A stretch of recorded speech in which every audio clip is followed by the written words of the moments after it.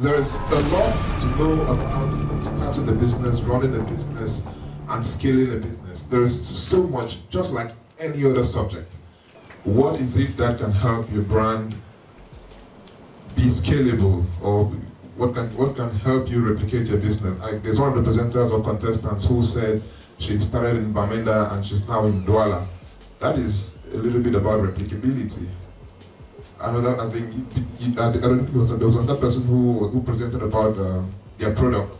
For that product to sell in Douala and then sell in Yaoundé, that's a little bit about translating or transferring the brand across a certain region.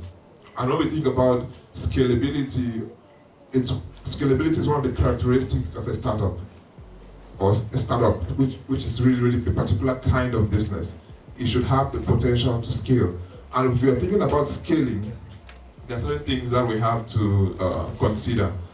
When you start a business, you need to, in your background work or in your homework, you need to try to identify what is the potential market that this business is going to address. Who are the same people, or who are the people who have the same problem that my business is trying to solve? If you have an idea of how large the problem is in terms of geography, in terms of numbers of people, then you have an idea of how far you can scale. If you're selling the product for, I'll take an example, somebody presented a product which can solve maybe gastric pain or gastric ulcer. Where do people have gastric ulcers in the world? If it's only people in Douala who have gastric ulcers, then know that your business can only scale as large as Douala.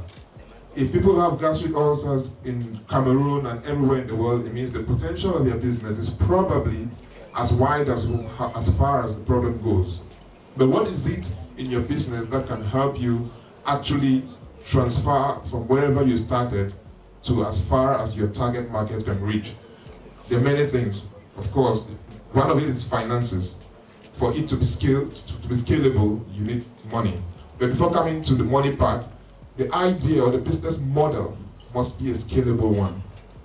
I'll use the same examples which I presented here today. If we're talking about a drug or absolute, I don't know if I should call it a drug, but a portion, which one contestant presented.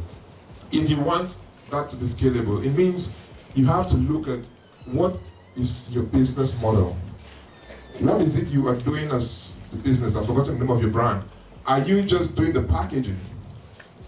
Is your idea, is the business really the concoction or the mixture?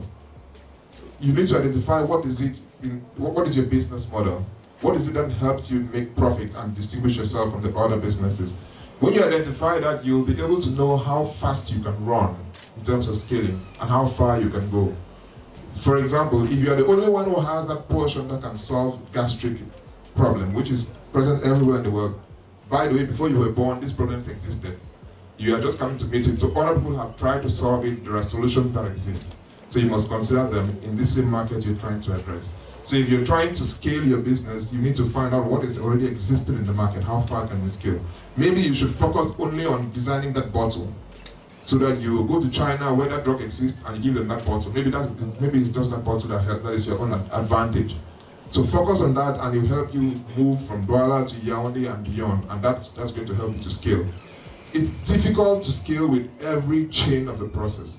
If you are the one planting the grass or planting the trees and then harvesting the leaves and doing the grinding and doing the packaging and doing the marketing, it's almost impossible to scale at a short time with all those processes, like going everywhere to do all of that.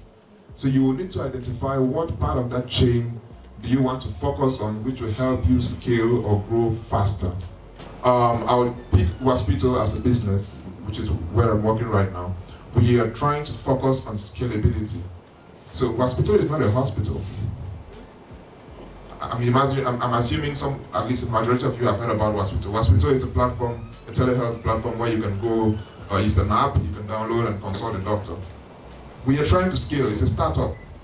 And we think that we can grow, but first we think that many people have this problem of trying to reach a doctor. It's not only in Douala that people suffer from this problem. It's Cameroon, Ivory Coast, and everywhere else in the world, but we're trying to target Africa because the problems are similar in Africa. So that is our target market. Next, we know that, okay, hospitals exist everywhere trying to solve the problem of healthcare, but we are trying to focus on just bridging that access. So we create a platform. We cannot carry all our doctors and go and employ doctors everywhere. So we know doctors already exist in the market. So we are focusing on building just the platform. So today we are in Cameroon and Ivory Coast. But when we go to Ivory Coast, we're not building hospitals. Hospitals already exist there. We're not training doctors. No, doctors already exist. They're already treating people there. All what we're doing is we're focusing on the platform. We provide a platform. The doctors that exist, all they do is to sign up and then they serve the client. So with that, we are able to scale.